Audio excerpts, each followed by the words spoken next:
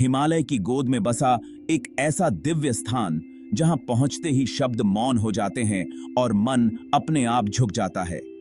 जहां हवा में भक्ति घुली हुई महसूस होती है और हर सांस के साथ ईश्वर की उपस्थिति का अनुभव होता है। आज हम बात करेंगे बद्रीनाथ मंदिर की, उत्तराखंड की उस पवित्र भूमि की जहां भगवान विष्णु स्वयं बद्री विशाल के रूप में विराजमान हैं। यह केवल एक मंदिर नहीं है, बल्कि आस्था, तप, त्याग और मोक्ष की एक जीवंत कहानी है जो सदियों से मानवता को अपनी ओर खींचती आ रही है। बद्रीनाथ धाम भारत के 4 धामों में से एक है और साथ ही चारों धामों में सबसे अधिक आध्यात्मिक महत्व रखने वाला स्थल माना जाता है। अलकनंदा नदी के तट पर नर और नारायण पर्वतों के बीच स्थित यह मंदिर समुद्र तल से लगभग 10,000 फीट की ऊंचाई पर स्थित है। यहां पहुंचने का रास्ता जितना कठिन है, अनुभव उतना ही अलौकिक है। ऐसा कहा जाता है कि बद्रीनाथ वही स्थान है जहां स्वयं भगवान विष्णु ने मानव कल्याण के लिए कठोर तप किया था। बद्रीनाथ का इतिहास जितना प्राचीन है, उतना ही रहस्यमय भी है। पौराणिक मान्यताओं के अनुसार इस क्षेत्र में पहले बेर यानी बद्री के पेड़ों का घना वन हुआ करता था। इसी कारण भगवान विष्णु को यहां बद्री विशाल कहा गया।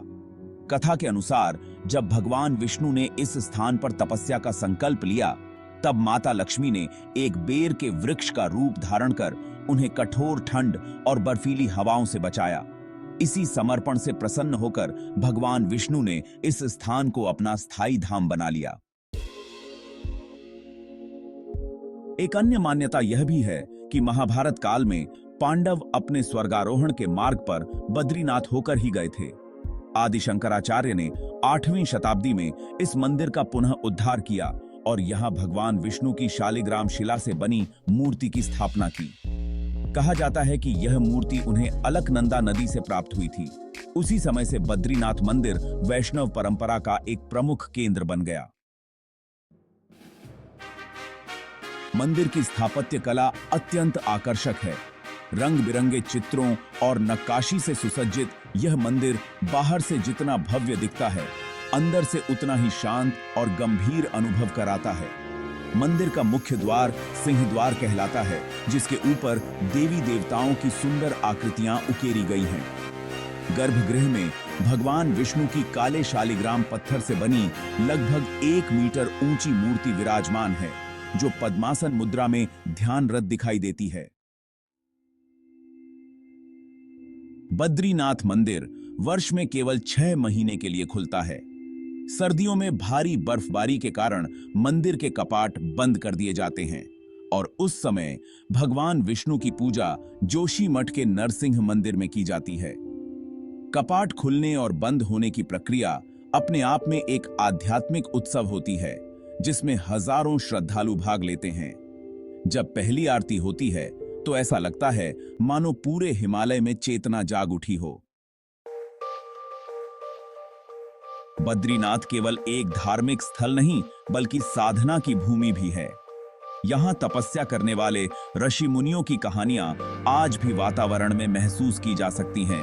माना जाता है कि नारद मुनि, वेद व्यास और कई महान तपस्वियों ने इसी क्षेत्र में वर्षों तक साधना की। पास ही स्थित माता मूर्ति मंदिर विष्णु को माता मूर्ति द्वारा दिए गए वरदान की कथा को जीवंत करता है। हर वर्ष माता मूर्ति का उत्सव धूमधाम से मनाया जाता है। इसमें भगवान विष्णु को उनके बाल रूप में पूजा जाता है।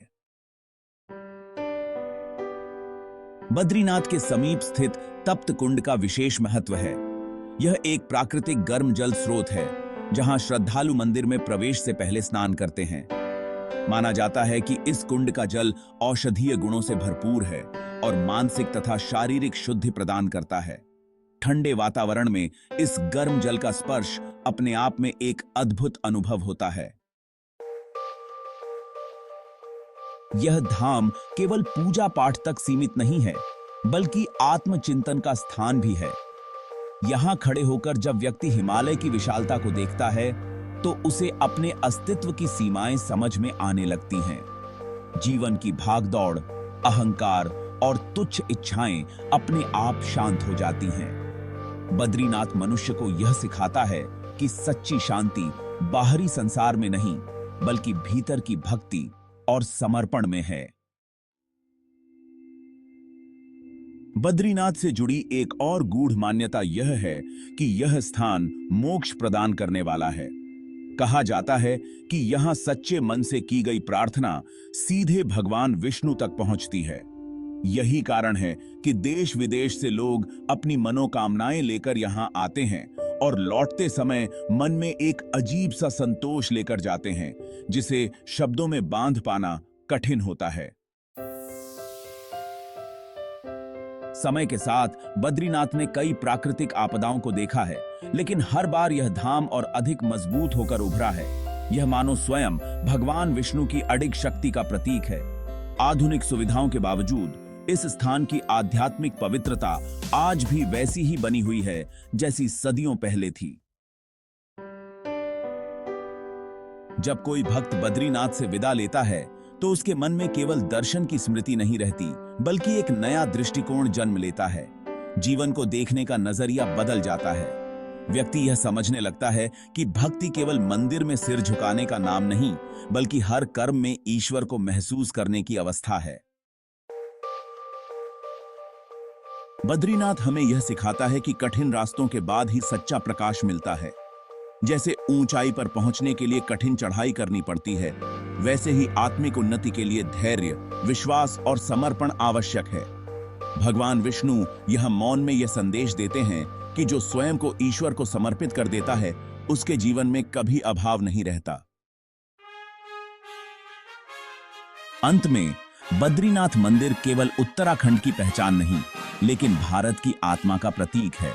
यह वह स्थान है जहां धर्म, दर्शन और मानवता एक साथ मिलकर जीवन का गहरा अर्थ समझाते हैं। यदि जीवन में कभी अवसर मिले तो बद्रीनाथ अवश्य जाइए, केवल दर्शन के लिए नहीं, बल्कि स्वयं से मिलने के लिए। अगर आपको यह आध्यात्मिक यात्रा पसंद आई हो और आप ऐसे ही पवित्र धामों की कहानियां सुनना चाहते हो, तो इस चैनल को जरूर सब्सक्राइब करें, वीडियो को लाइक करें और अपने विचार कमेंट में साझा करें। आपकी एक छोटी सी सहभागिता हमें और भी ऐसी दिव्य कथाएं आप तक पहुंचाने की प्रेरणा देती है।